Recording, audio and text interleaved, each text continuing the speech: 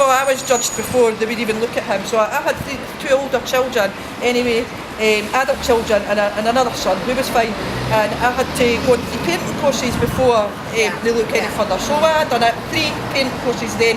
After a year, I said, no, enough's enough. I want him assessed, I want to see a psychiatrist. The person I was seeing wasn't even a psychiatric nurse at the time, it was a caseworker.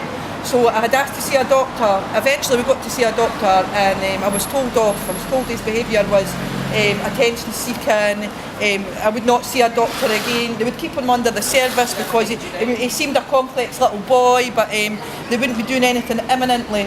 Well, I left there that day, and I was a broken woman because I had this wee boy I couldn't parent. I just didn't know what to do. He was unhappy, he wanted to die, he hated school, he had no friends. He was 6. It had been going on for he was about 3, but we had to wait till he went to school, and then the school referred him after numerous, he wasn't coping in school.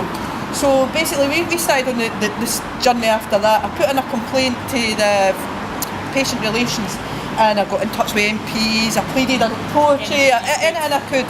So eventually they said they would give it a second opinion, and we were given a psychologist.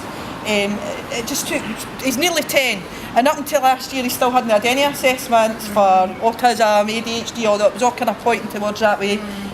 All we were offered 2 years ago was methylphenidate, Ritalin, even though nobody had mentioned, well, Dana Connor's report, I don't think they had autism, I never got ADHD.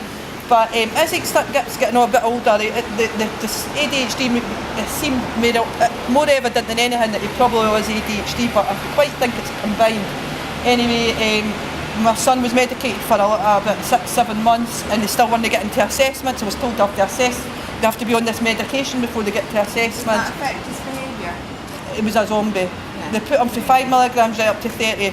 My son was, the school offered 30.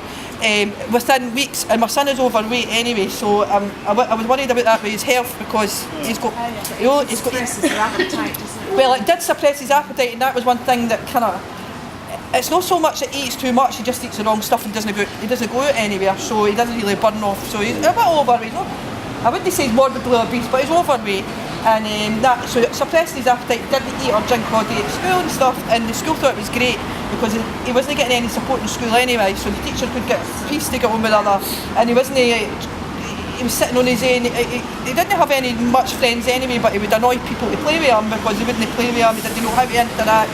He was still not getting any support, but my son, about 6-7, he did eventually got his ADHD diagnosis, but I had to fight. Yeah. And I was going to a private assessor in Glasgow, and I said to them, can I get any paperwork? Because we had no paperwork.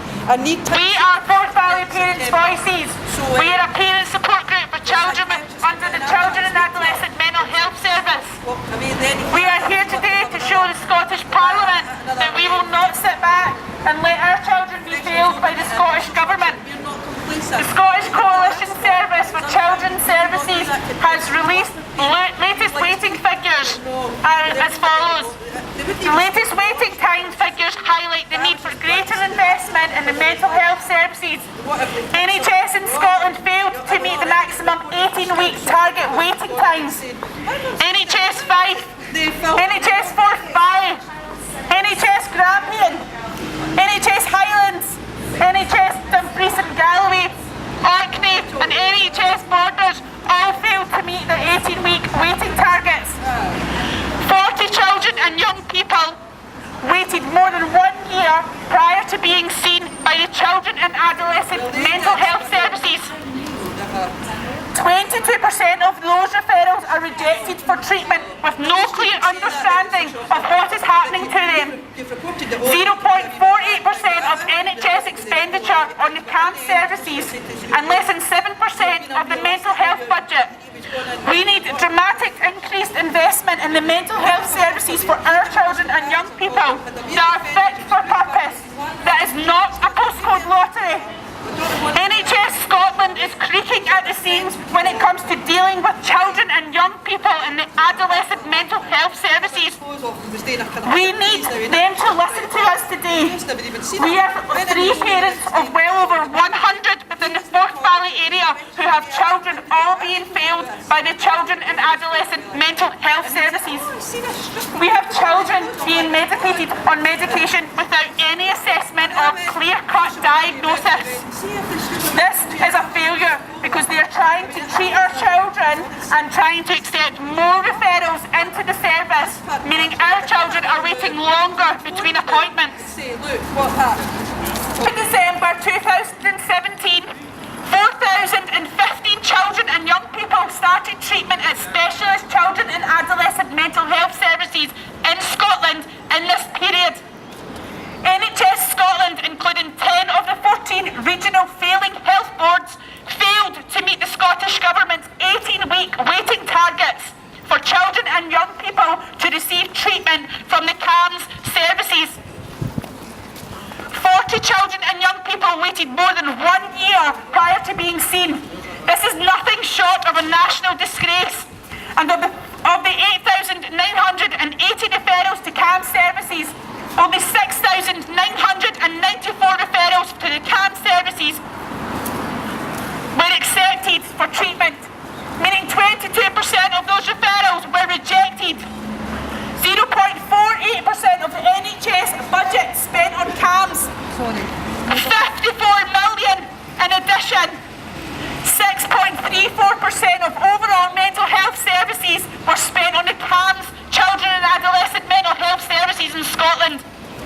We are 3 parents of over 100 who have came forward from the Forth Valley area who all have children being failed by the CAMHS service. We were here 1 year ago and met with the mental health minister, Maureen Watt. We spoke about horrific journeys with our children trying to get help and treatment from the mental health services in Scotland. The very next day, Maureen Watt went into the chambers and lied. She told the debate chambers that our stories were historical, that they were pre-2007. How is this possible when our children were not born until 2008?